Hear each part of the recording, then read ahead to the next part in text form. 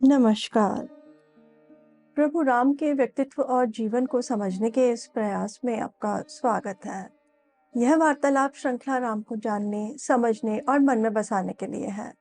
इसमें मैं योगिता पंत अपने मार्गदर्शक एवं गुरु अनिल चावला जी के सम्मुख कुछ जिज्ञासाएं प्रकट करती हूँ और वे समाधान करते हैं। आइए इस वार्तालाप का आनंद लें। अनिल जी, बहुत बहुत स्वागत है आपका। नमस्कार। अनिल जी, पिछली बार आपने बताया था कि हनुमान जी हिमालय से औषधीय पर्वत लेकर के आए थे और उसके बाद वो वहाँ हिमालय पे छोड़ने गए थे। तो उन्होंने ऐसा क्यों किया? जहां तक मुझे समझ आता है, इसके दो कारण। पहला कारण तो ये है कि हमारे हिंदू धर्म में एक बहुत जो लाइन हमेशा चलती है कि प्रकृति का हम उपयोग अपने लिए करते हैं, लेकिन प्रकृति का सम्मान करते हैं। जो पर्वत हिमालय की जलवायु के में रहता है, उस पे जीव जंतु, जो पूरा उसका इकोसिस्टम है, जो व्यवस्थाएं हैं, उसमें तरह तरह के वनस्पतियां हैं, जानवर हैं, कुछ और भी ऐसे छोटे जीव जंतु हैं, कीड़े मकोड़े हैं, सब हैं। वो हिमालय की जलवायु के में रहने के आदी हैं। उनको लंका की जलवायु में अगर ले आया जाए तो वो तो बचेंगे नहीं, सब समाप्त हो जाएंगे।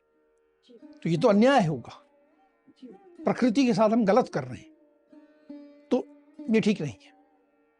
इसलिए हमें जितनी आवश्यकता थी, हमने प्रकृति का उपयोग किया, अपने आप को जीवित किया, लेकिन उसके बाद प्रकृति को अपने स्थान पे, जैसा प्रकृति का सब काम चल रहा है, क्रियाकलाप चल रहे हैं, वैसे ही चलें, इसलिए उसको वापस छोड़ के आना उपयुक्त था।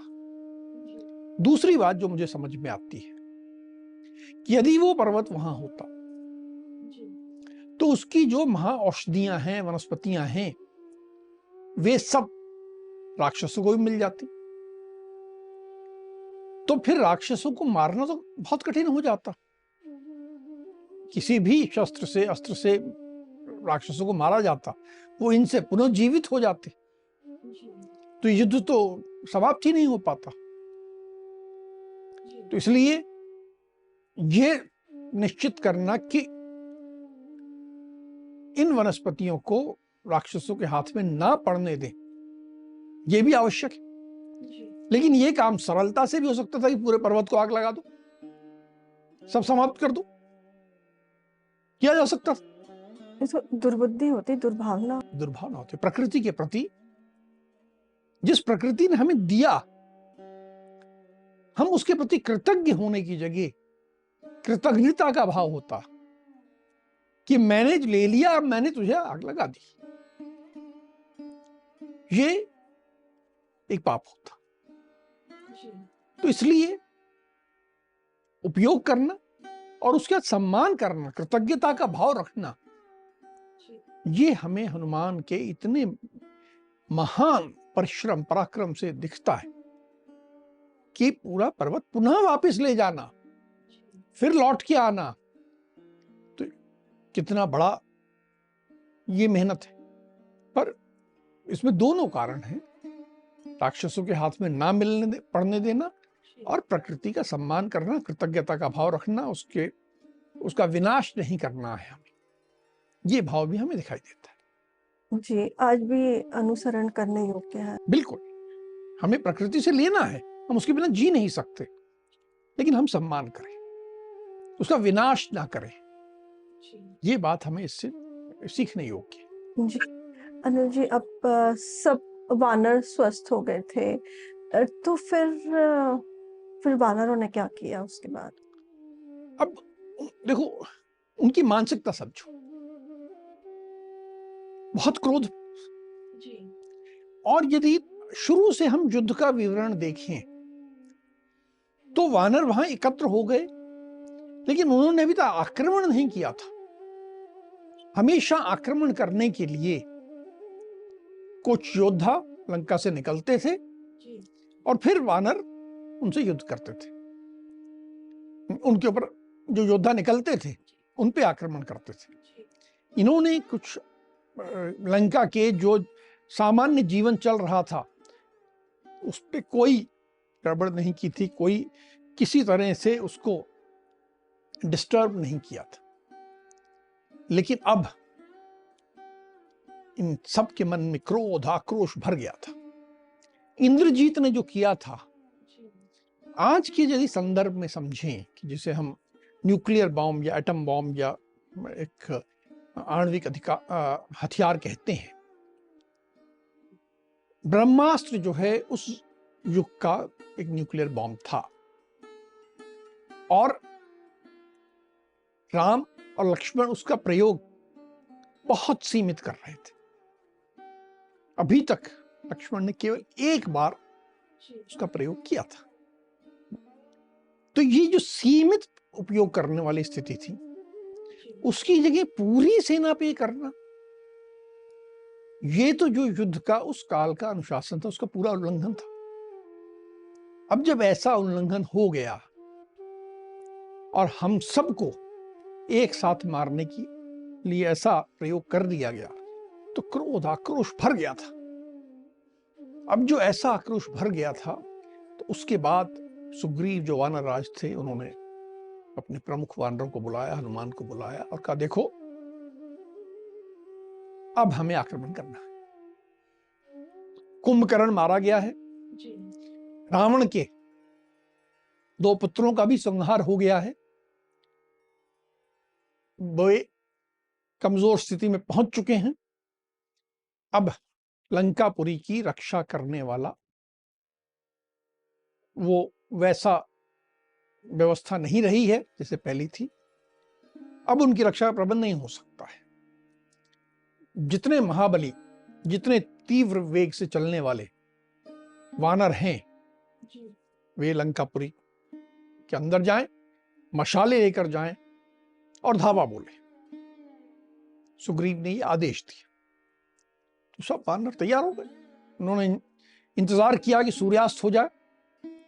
सूर्यास्त के पश्चात बहुत सारे वानर जो कि चारों तरफ से घेरे हुए थे, लेकिन अभी तक धैर्य का परिचय दे रहे थे, अपनी पूरी मर्यादा में रह रहे थे। अब उन्होंने मर्यादा तोड़ी और सब के सब बहुत सारे लंका के अंदर घुसे, हाथ में मशालें लिए हुए और बिल्कुल हर्ष से, बहुत जोश से, बहुत उत्साह से मशालों से लंका में आग लगाने लगे। हर जगह व्यापक रूप से आग लगाने लगे। तो हजारों घर जो थे वो जलने लगे। पर्वताकार प्रासाद जिसे महल कहते हैं, महल जो थे वो धराशायी होने लगे। सुंदर सुंदर वस्त्र, कालीन, ऊनी वस्त्र, सोने के आभूषण, अस्त्र शस्त्र सब जलने लगे। चारों ओर हाहाकार मच रहा, बिल्कुल चीख पुकार मच गई है। अभी तक वहां को जो सामान्य जनजीवन था उस पर कोई असर नहीं पड़ा था युद्ध का। केवल देख रहे थे कि हाँ वहां वानर हैं और सुन रहे थे कि भाई वो गया और कुंभकर्ण मारा हुआ आया और ये मारा हुआ आया, बस इतना था। किसी का भाई मर गया, कोई मर गया, तो वो उतना मालूम था कि हमारा ये भाई मर गया, ये योद्धा मर रहे हैं। लेकिन अपना जीवन चल रहा था। अब अचानक सब और आग लग गई। बड़े बड़े महल जो है गिर रहे हैं, ऊंची ऊंची अट्टालिकाएं धू धू करके जल रही हैं। लोग सड़कों पे दौड़ने लगे, स्त्रियां दौड़ने लगी। जो बड़े सेना के कुछ व्यवस्थाएं थी जहां हाथी रखे हुए हैं, तो वहां भी आग लग गई। तो जो अधिकारी था हाथियों का, उसने वो उस बाड़े को खोल दिया, तो हाथी सड़क पे दौड़ने लगे। घोड़ों का जो था विशाल अश्वबल सेना का, वहां भी घोड़ों को खोल दिया गया, नहीं तो घोड़े तो जल जाएंगे। तो सड़क पे घोड़े दौड़ रहे हैं, हाथी दौड़ रहे हैं, स्त्रियां दौड़ रही हैं, बच्चे दौड़ रहे हैं। बिल्कुल चारों ओर भयंकर आग का वातावरण है, धुआं है, आग है, सब परेशान हो रहे हैं, चीत्कार मची हुई है। स्त्रियों का क्रूर, बिल्कुल जो जिसे कह सकते हैं कि स्त्रियों का करुणापूर्ण क्रंदन, रोने की आवाज मीलों दूर तक सुनाई दे रही है, ऐसे जोर जोर की रो रही हैं, ऐसी हालत मच गई है। इन सब के बीच में चारों तरफ आगजनी हो रही है, आग धुएं से सबका हालत खराब है, स्त्रियां चीत्कार कर रही हैं, कुछ राक्षस जान बचाने के लिए भाग रहे हैं। तो भागते हुए वो जो चारों तरफ जो चार दीवारी थी उससे बाहर निकल के आ रहे हैं, तो वहां वानर तैयार खड़े, जो जो निकल रहा है उसको मार रहे हैं। ये एक ऐसा चारों तरफ का आग से और कत्लेआम, ये उस रात को किया जो कि बिल्कुल वो रात राक्षसों के लिए जिसे कह सकते हैं काल रात्रि बन के आई, कि एकदम लंका में घबराहट मच गई। चारों ओर यदि कुछ सुनाई दे रहा था तो वानरों की गर्जना सुनाई दे रही थी, वानर अपना विजय भाव से गरज रहे थे, राक्षसों की आर्तनाद सुनाई दे रही थी, चीख रहे थे, चिल्ला रहे थे, रो रहे थे, उनकी ऐसी आवाजें हवा में दसों दसों दिशाओं में गूंज रही थी। एक ऐसी भयंकर माहौल युद्ध का बना। जी।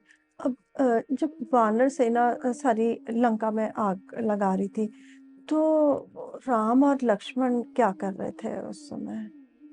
ये अपने तैयार थे, ये भी बिल्कुल धनुष हाथ में लेके खड़े थे, धनुष की टंकार कर रहे थे, धनुष की टंकार इनकी चारों ओर गूंज रही थी, कह रहे हो कि हाँ हम युद्ध के लिए तैयार हैं, आओ। ये टंकार करते हुए ही साथ साथ इन्होंने बाणों की वर्षा प्रारंभ की। तो जो लंकापुरी का विशाल नगर द्वार था उसको बाणों से तोड़ दिया, वो ढह गया। देखिए, युद्ध में जो एक मनोविज्ञान है युद्ध का, साइकोलॉजी ऑफ वॉर है, जिसमें आप सामने वाले की हिम्मत तोड़ते हो, उसको कहीं ना कहीं घबराहट में ले आते हो, वो किया जा रहा था। जब नगर द्वार टूटा, अंदर आग लगी है, तो कहीं ना कहीं ऐसा माहौल लंका में बन गया कि ये जो शत्रु आया है ये साधारण शत्रु नहीं है, ये हमें पूरी तरह बर्बाद कर देगा, विनाश कर देगा। उनके दोनों भाइयों के बाण लंका में भी बरस रहे थे, तो आग के साथ साथ ये बाणों का भी एक डर, भय पूरी लंका में ऐसा वातावरण निर्मित हो गया था। जी। अब जब वानर सेना आग लगा रही थी और राम जी की धनुष की जो टंकार थी, उसके प्रत्युत्तर में रावण ने फिर क्या किया? स्वाभाविक है कि रावण को भयंकर क्रोध हो रहा था, उसे ये दिख रहा था कि ये जो हमला है अब एक अगले स्तर पर पहुंच गया है। जो उसका पुत्र अच्छा समाचार लेके आया था कि विजय हो गई है, सब समाप्त हो गया है वानर सेना में, तो वो समाचार झूठा था। वानर सेना पुनः खड़ी हो गई है और अब चुनौती दे रही है, लड़ने को तैयार खड़ी है। ये भाव दिख रहा था रावण को कि बिल्कुल तैयार खड़ी है। दम अब भयंकर क्रोध और साथ में घबराहट। तो अब उसने सोचा मैं किसे भेजूं, तो उसने कुंभकर्ण के दो पुत्रों कुंभ और निकुंभ को बुलाया और उन्हें युद्ध के लिए आदेश दिया। साथ में उसने 4 और प्रमुख योद्धा भेजे, जिनके नाम थे युपाक्ष, शोणिताक्ष, प्रजंग और कंपन। इन 6 योद्धाओं को कहा कि तुम लोग बाहर जाओ और वानर सेना से युद्ध करो, राम लक्ष्मण को मार दो, मैं तुम्हें आदेश देता हूं। ये 6 के 6 अस्त्र शस्त्र लिए हुए, हाथ में मशालें लिए हुए, चमकते हुए शूल, गदा, तलवार, भाले, फरसे, धनुष आदि सब लेके ये लोग निकले। साथ में भयानक घोड़े, हाथी, रथ, नाना प्रकार के पैदल सैनिक सब बाहर निकले। राक्षसों अब जो है सिंहनाद गूंजने लगा कि हाँ हम तैयारी से आ गए। सिंहनाद था। उधर वानर सेना भी उत्साह में थी, वो भी गर्जना करने लगी। दोनों सेना एक दूसरे पर टूट पड़ी। देखिए, जो निशाचर थे यानी राक्षस थे, उनके पास तो सब अस्त्र शस्त्र थे, बाण थे, तलवार थे, भाले थे, परिघ थे, सबसे वार कर रहे थे। और वानर, उनके पास तो सब कुछ नहीं था। वो तो वृक्ष, शिला, पर्वत शिखर और मुक्के, नाखून, दांतों से किसी राक्षस को पकड़ लिया, दांत से काट दिया, किसी का मुंह नोच लिया, किसी को गर्दन मरोड़ दी। इस तरह का ये भयंकर युद्ध दोनों सेनाओं के बीच में छिड़ गया। रावण ने पुनः 6 योद्धाओं को युद्ध के लिए भेजा। तो इन 6 में से सबसे पहले मुकाबला वानर वीरों के साथ किसका हुआ? जब ये आए तो इनमें जो वीर कंपन था, उसका सामना करने के लिए युवराज अंगद आगे बढ़े। कंपन ने ललकारा और सबसे पहले गदा का प्रहार किया। अंगद को भारी चोट आई।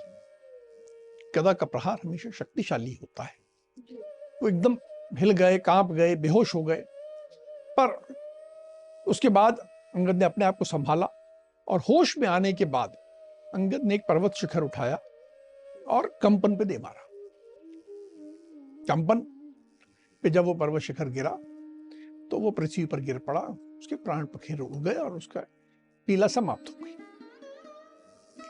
अब कंपन के वध के बाद फिर युवराज अंगद का सामना किसके साथ हुआ, किस राक्षस के साथ हुआ? शोणिताक्ष वही था। उसने देखा कि कंपन ऐसे मारा गया है। शोणिताक्ष रथ पे बैठा था। उसने रथ पे बैठे हुए अंगद पर धावा बोला। अपने तीखे पैने बाणों से अंगद को पीड़ा पहुंचाने लगा।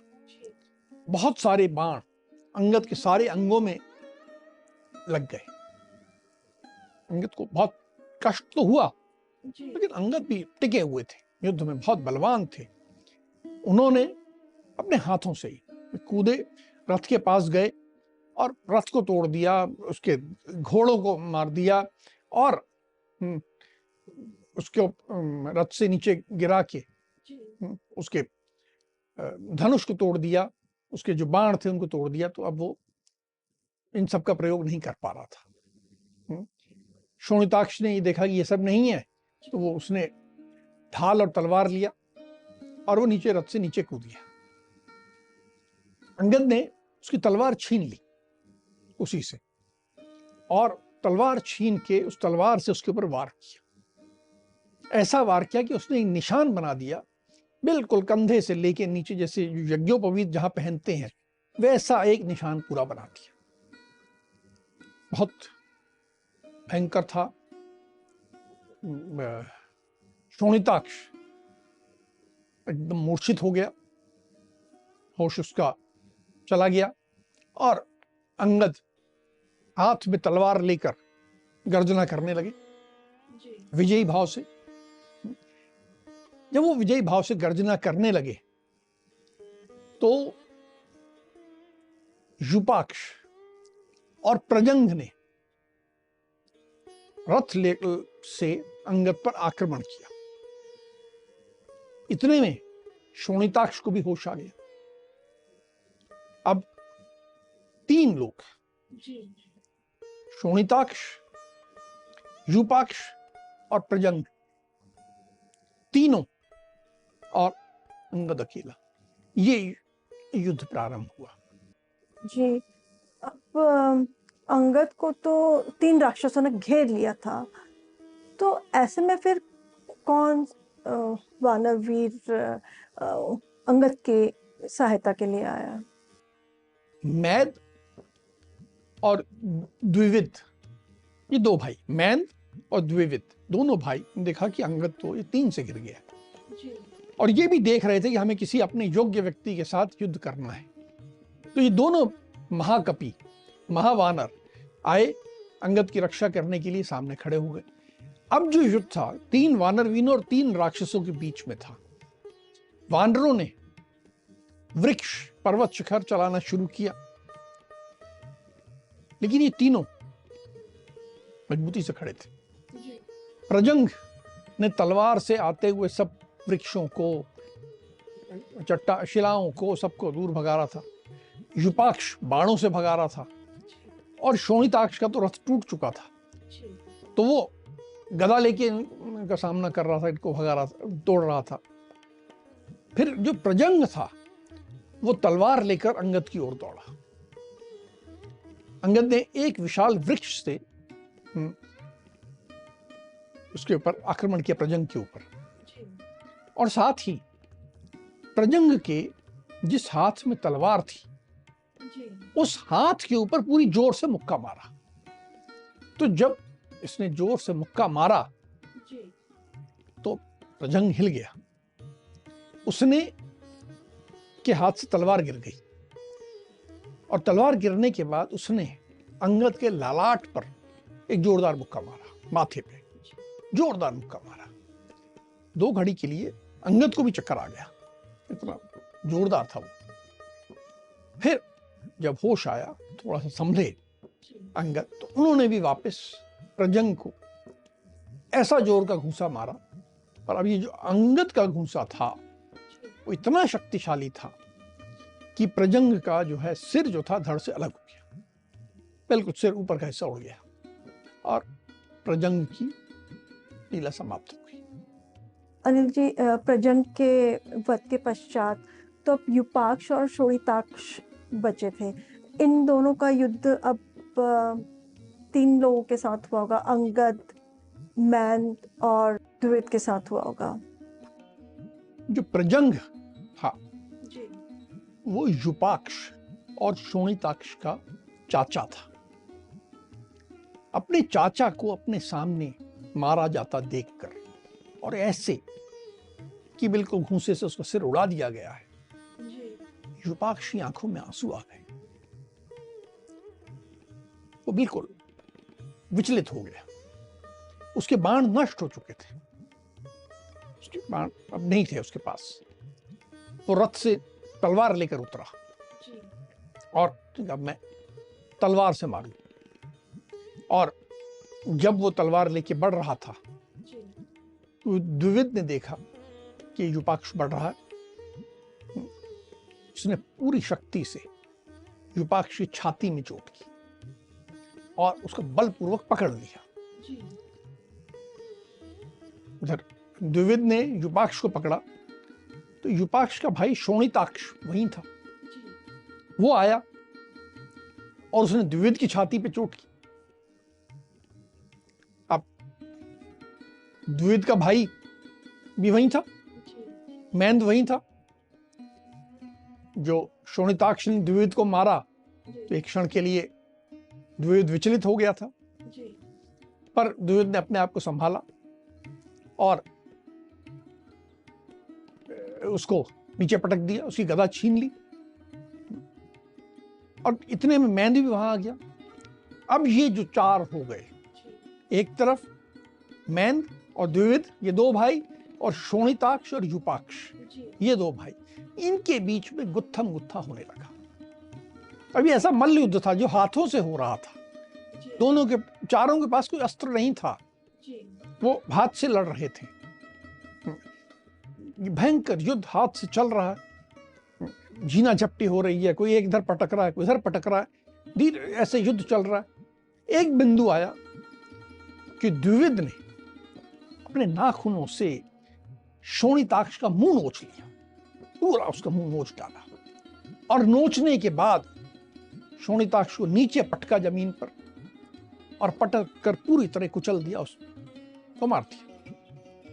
उधर मैंद ने युपाक्ष को अपनी बाहों में पकड़ा, भरा और भर के दबाने लगा मेंद इतना शक्तिशाली था कि उसने युपाक्ष को इतना कस के दबाया कि उसकी सारी हड्डियां टूट गई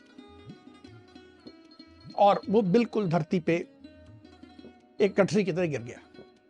इस तरह ये दोनों युपाक्ष और शोणिताक्ष का वध हो गया। अनिल जी, अब राक्षस सेना की तरफ से जो 6 योद्धा आए थे उसमें से 4 मारे गए, अब बचे 2, एक कुंभ और निकुंभ। तो इनमें से सबसे पहले किसने युद्ध की कमान संभाली? 4 राक्षस वीरों के मारे जाने के बाद राक्षसों में हाहाकार मच गया था। वैसे ही उस दिन जो वातावरण था राक्षसों के पक्ष का नहीं था। जो अग्निकांड हुआ था, आगजनी हुई थी, सब तरफ आर्तनाद था, चीत्कार था, सब और राक्षस जो थे घबराए हुए थे। अब ये 4 मारे गए तो ये सब घबराए हुए दौड़ते हुए जो कुंभकर्ण का पुत्र था कुंभ उसके पास पहुंचे। उस दौरान वानर तो सब और हर्ष से गर्जना कर रहे थे, उत्साह में थे, बिल्कुल कि अब हमारी विजय है। कुंभ ने राक्षसों को सांत्वना दी कि तुम घबराओ नहीं, मैं हूं, मैं लड़ूंगा। और उसने सबसे पहले धनुष बाण से द्विविद को घायल किया। उसके बाद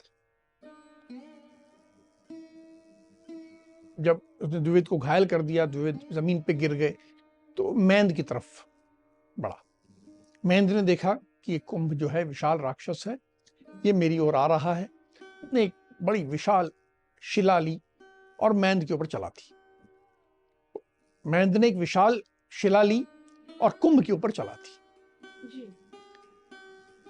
जो ये विशाल शिला कुंभ की ओर आ रही थी, कुंभ ने अपने बाणों से इस शिला को टुकड़े टुकड़े कर दिए और उसके बाद बाण से मेंद को चोट पहुंचाई, जिससे कि मेंद भी मूर्छित होकर गिर गए।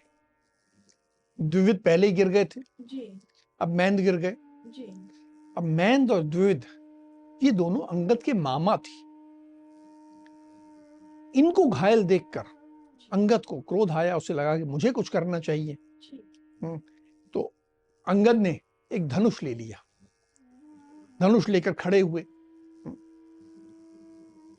लेकिन कुंभ ने अंगद के ऊपर बाणों की वर्षा प्रारंभ की और अंगद कुछ कर पाते उससे पहले वो धनुष काट दिया। तो अंगद के हाथ में जो धनुष था उसका उपयोग कर ही नहीं पाए।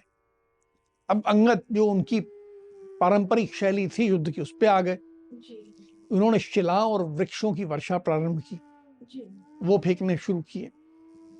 लेकिन कुंभ जो था बड़ी मजबूती से था और उसने अपने बाणों से इन सब शिलाओं को, वृक्षों को काटता चला गया।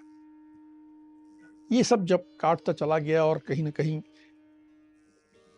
अंगद भी फेंकते फेंकते थकने लगे, तो अब कुंभ ने अंगद की दोनों भौहों पर तीर मारे। ठीक भौहों के ऊपर तीर लगे, खून बह के आंखों में आने लगा।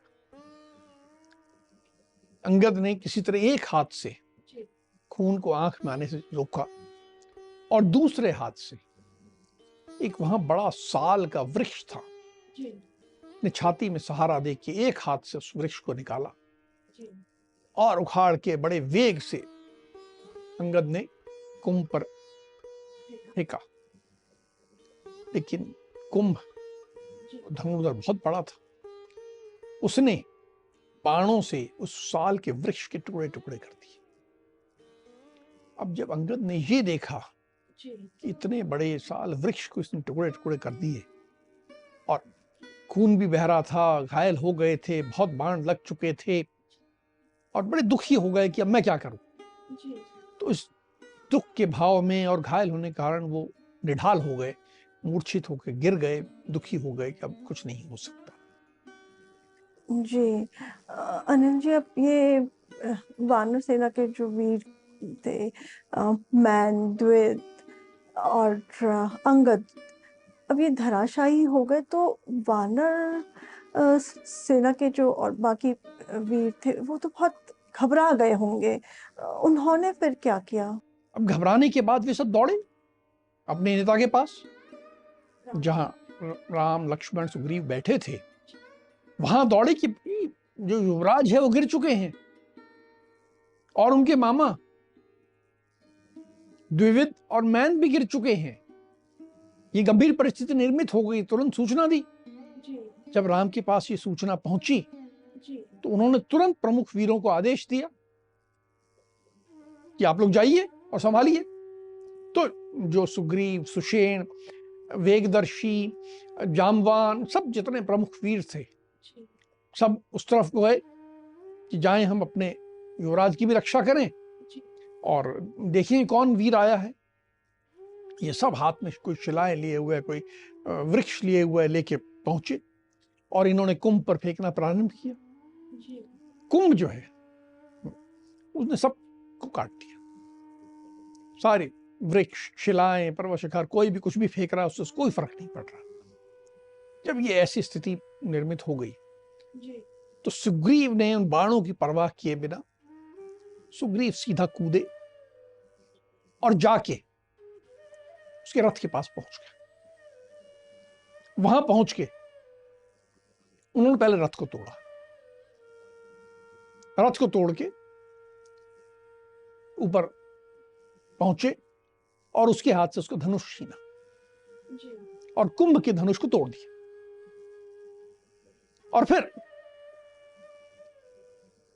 धनुष को तोड़ने के बाद रथ को भी तोड़ चुके हैं, नीचे उतर आए और कुंभ को ललकारा कि तूने आज हमारे बहुत वीरों को बहुत कष्ट दिया है। अब तुझ में बल है तो आप मुझसे युद्ध कर। इस प्रकार सुग्रीव की ललकार सुनकर कुंभ बड़ा कुपित हो गया। लेकिन देखिए, कुंभ की शक्ति क्या थी? धनुष था, उसके बाण थे। अब वो तो नहीं था। अब वो सुग्रीव ने क्या किया? उसे मजबूर कर दिया कि वो उसी स्तर पे आके लड़े और जिसमें सुग्रीव की शक्ति थी वहां लड़ने को मजबूर कर दिया। अब जब कुंभ नीचे आ गया, सुग्रीव और कुंभ गुत्थम गुत्था हो गए, लड़ने लगे, युद्ध करने लगे। अब सुग्रीव तो महाशक्तिशाली, रावण तक को जो पटकनी दे चुका था, उसने लड़ते हुए समय आया कि उसने कुंभ को उठाया और पूरी शक्ति के साथ ऐसा फेंका कि कुंभ जो है समुद्र के जल में जाके गिरा, वो पानी के अंदर गिर गया। कुंभ फिर भी उसने हार नहीं मानी, पूरा पानी के अंदर घुसा था, फिर बाहर निकला, फिर आया और आने के बाद उसने सुग्रीव की छाती पर मुक्के से प्रहार किया। शक्तिशाली मुक्का था, सुग्रीव की छाती से खून भी बहने लगा। पर मुक्के का जवाब जब सुग्रीव ने दिया, पूरे जोर से कुंभ की छाती में बलपूर्वक आप प्रहार किया, सुग्रीव ने कुंभ की छाती में बलपूर्वक मारा तो कुंभ धराशायी हो गया। उसके प्राण समाप्त हो गए, उसके जीवन समाप्त हो गया और उसने प्राण त्याग दी। उसके बाद स्वाभाविक है कि राक्षसों में हाहाकार मच गया और वानर फिर से एक बार हर्ष से गर्जना करने लगे। जी। शुरुआत में आपने बताया था कि रावण ने 6 योद्धाओं को भेजा था, जिसमें से हमने देखा कि 5 योद्धा मारे गए हैं, सिर्फ निकुंभ बचा हुआ है। अब उसके साथ क्या होता है वो हम अगली कड़ी में आपसे जानेंगे। अब हम आज की चर्चा को यहीं विराम देते हैं। अगली कड़ी में राम के जीवन से जुड़े कुछ अनछुए पहलुओं के साथ हम दोनों फिर उपस्थित होंगे। राम राम। राम राम।